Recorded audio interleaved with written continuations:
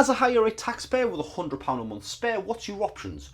Are you going to overpay your mortgage? Are you going to pay more into your pension? Or are you going to do a stocks and shares ISA? Let's break it down and have a look. So you already know that you're paying 40% tax and you've got £100 a month spare. If you decide that you're going to overpay your mortgage of 200 grand, with you've got for the next 25 years at 4.5%, one thing most of you will miss is the fact that that £100 will cost you £166 because you paid 40% tax to take that money out in the first place.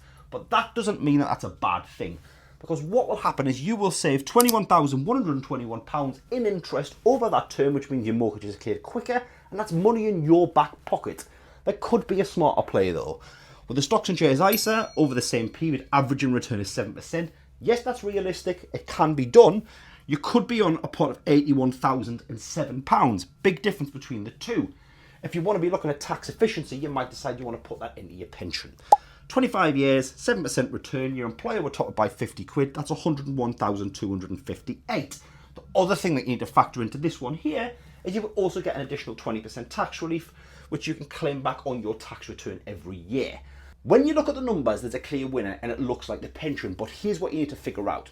Is the mortgage and clearing that down and getting that cleared and got rid of the thing that's going to have the biggest impact for you? If it is, then the mortgage is the right option. If you decide that you want to chase the numbers and get a slightly better return and give you more flexibility later in life, then maybe it's the stocks and shares ISA, because you're not limited to when you can access that. They are accessible. You can take that money out as and when you need to.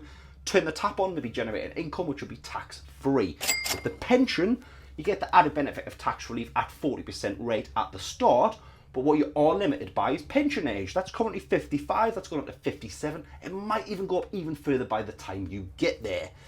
The thing is, there's no right answer to this. What you really need to figure out is which one's going to work best for you. And out of the three options that I've walked through, which one will have the biggest impact for you now and in the future?